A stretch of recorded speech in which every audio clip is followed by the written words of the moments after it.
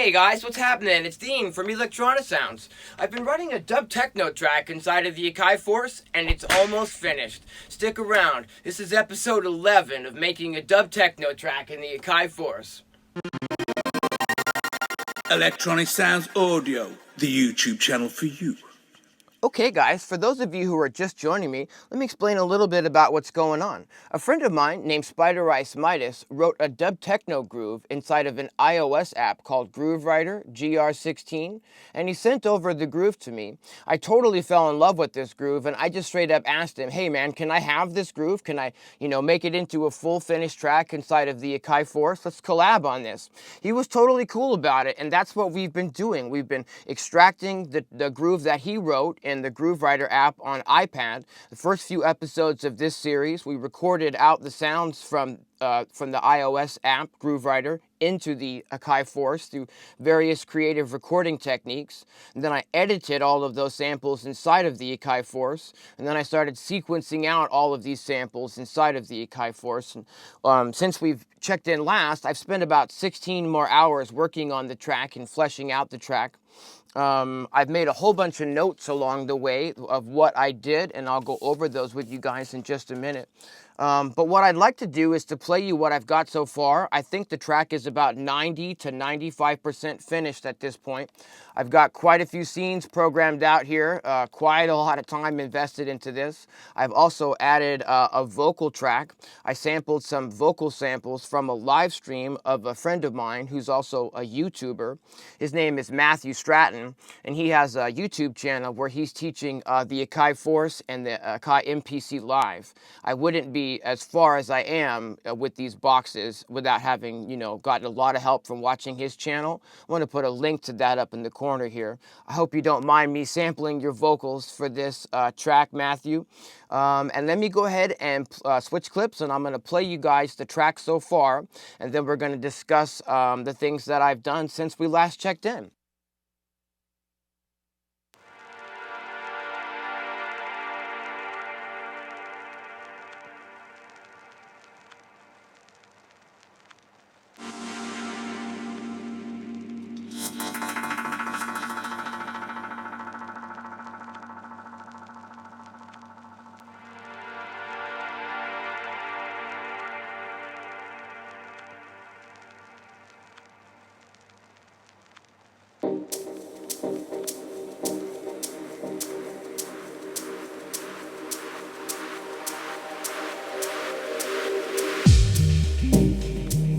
I just needed to chill out.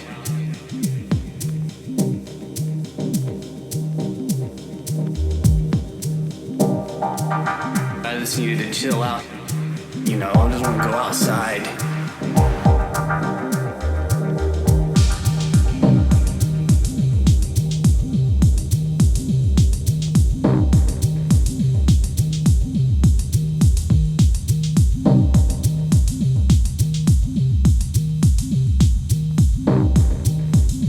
I'm always in this room.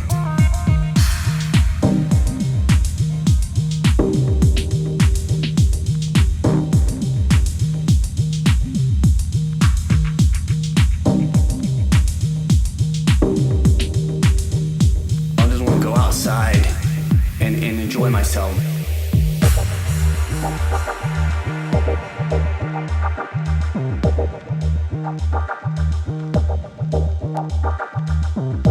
You just gotta stop sometimes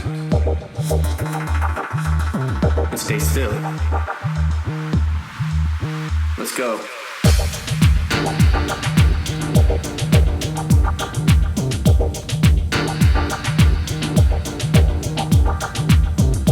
I just needed to chill out and enjoy myself.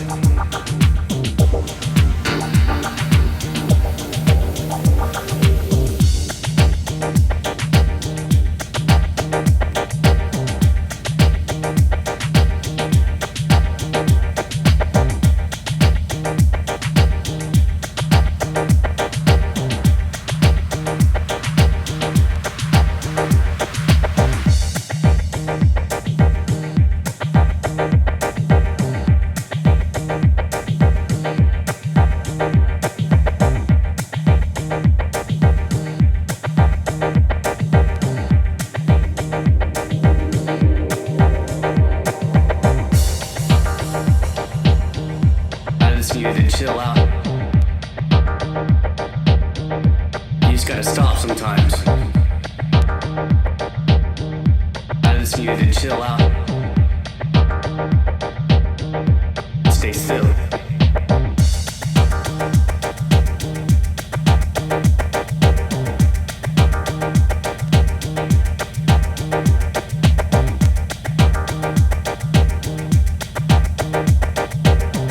I'm always in this room.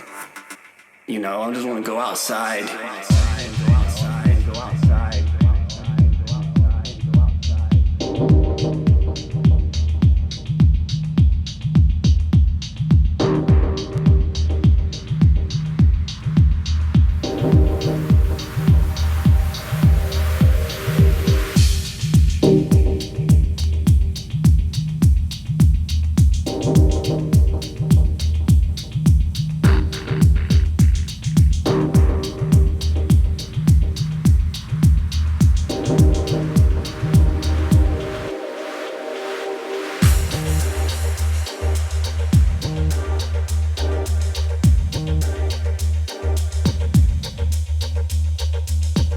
So I ended up just hanging out by the river.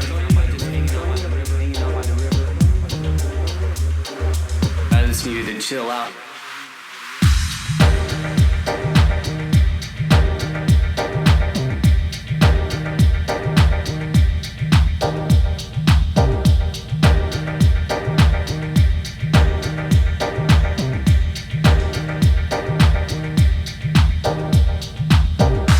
What I want to do is kind of expand a little bit.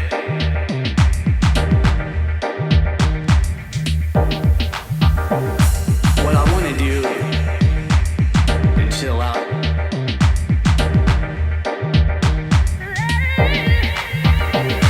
I just needed to chill out.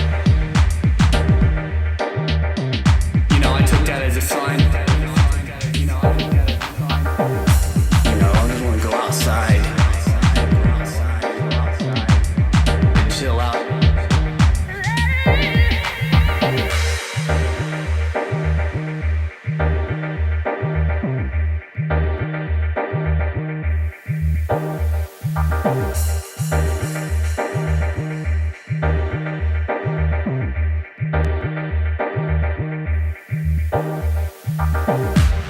And chill out.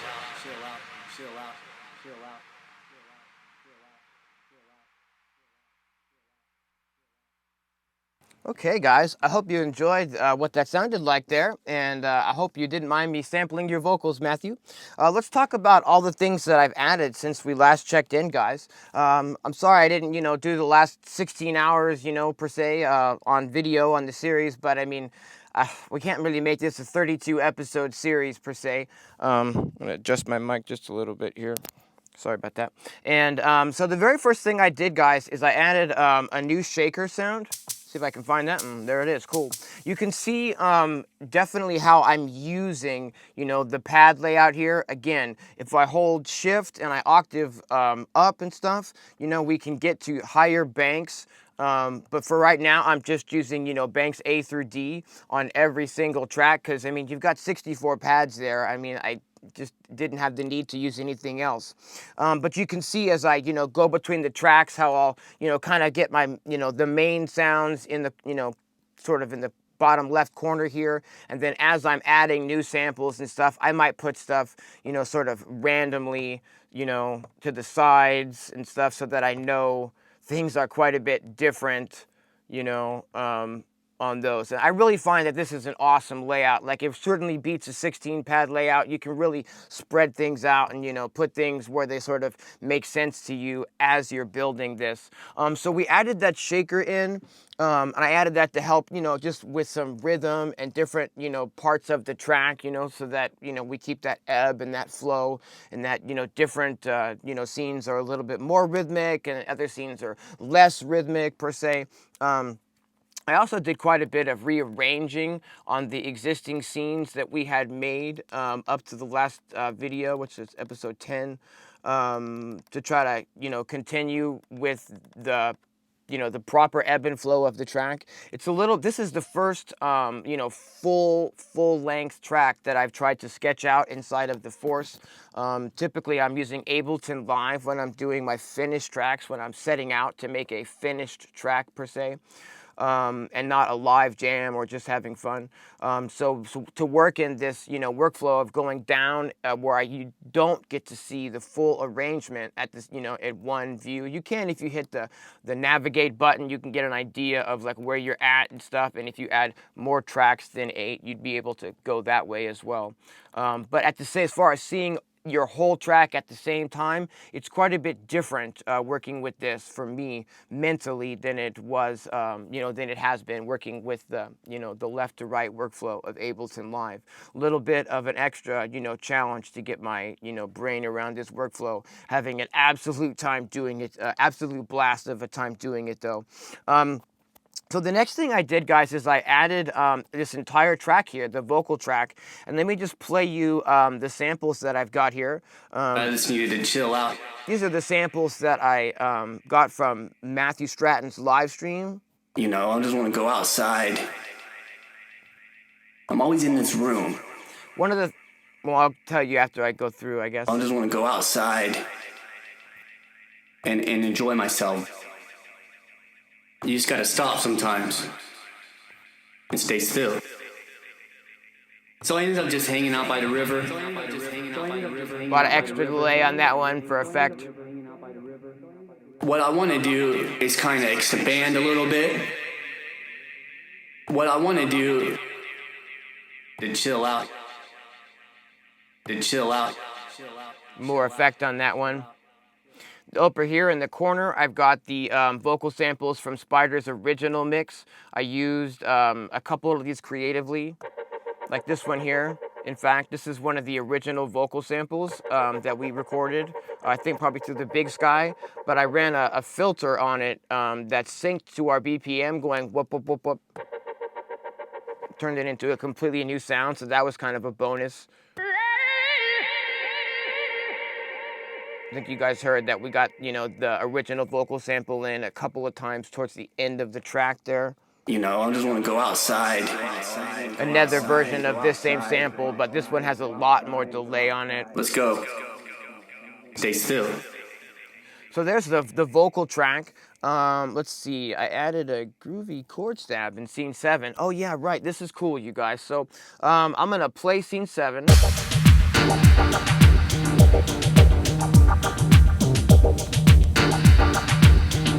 It might not be scene 7 anymore. I might have moved it to a different scene actually.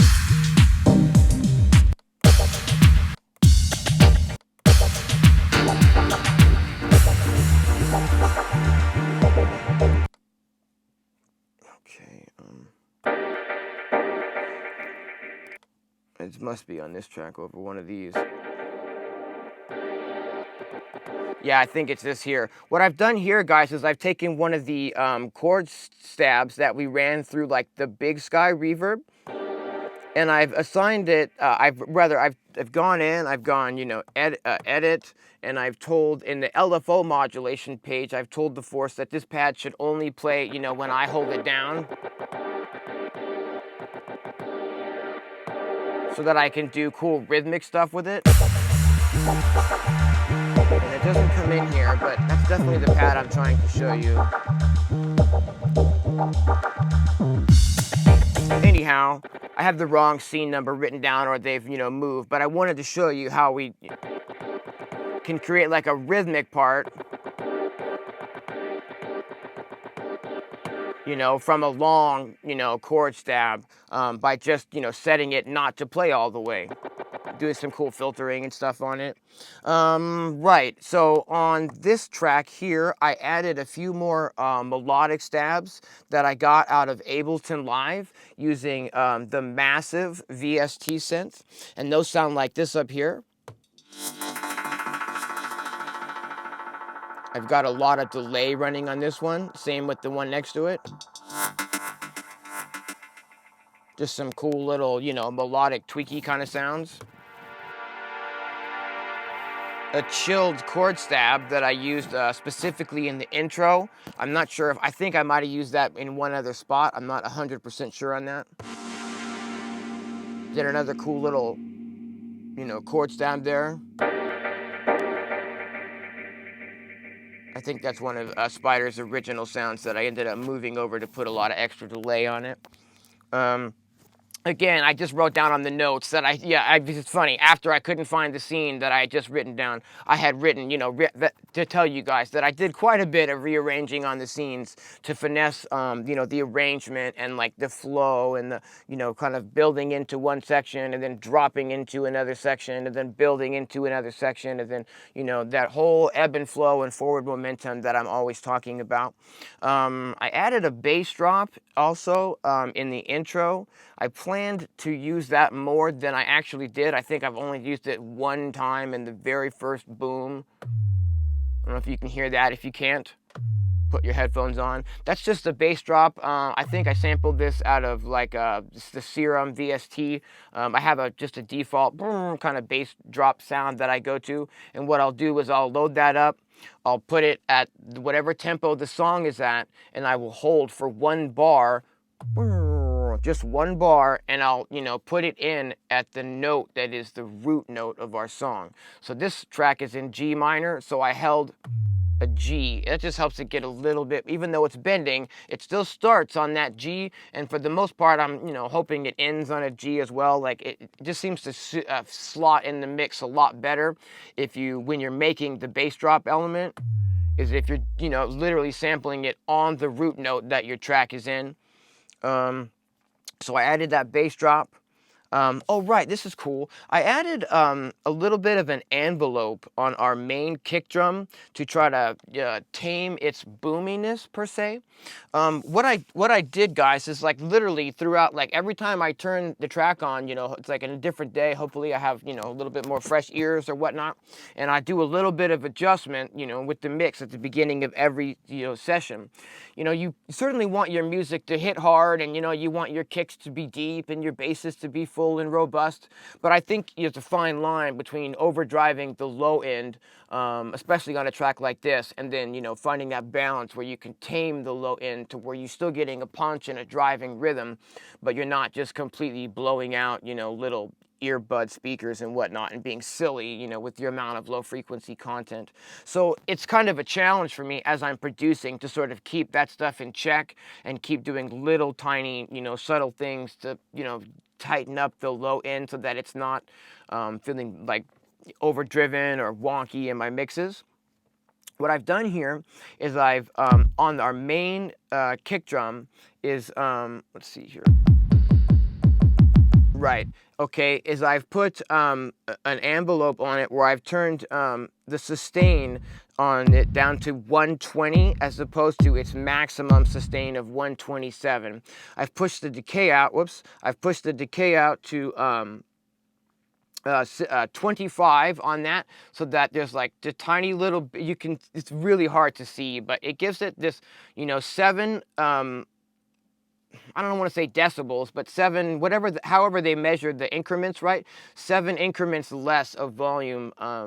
It's just this tiny, tiny subtle amount where it's just not with, sustaining that kick drum at its full volume, but it's hitting at its full volume, and then ever so gently, it's just that if I look at the sample, this part, basically we're keeping our transient intact, but the part after it, we're reducing in reducing in volume by like the finest, tiniest little amount to help keep that in check. And I found that adjustment was like gold and like helped the kick be a lot less boomy in the mix and a lot more, tight and punchy in the mix. These little tiny adjustments, like half a decibel here, half a decibel there kind of adjustments, they really add up in the end to a really polished mix, you guys.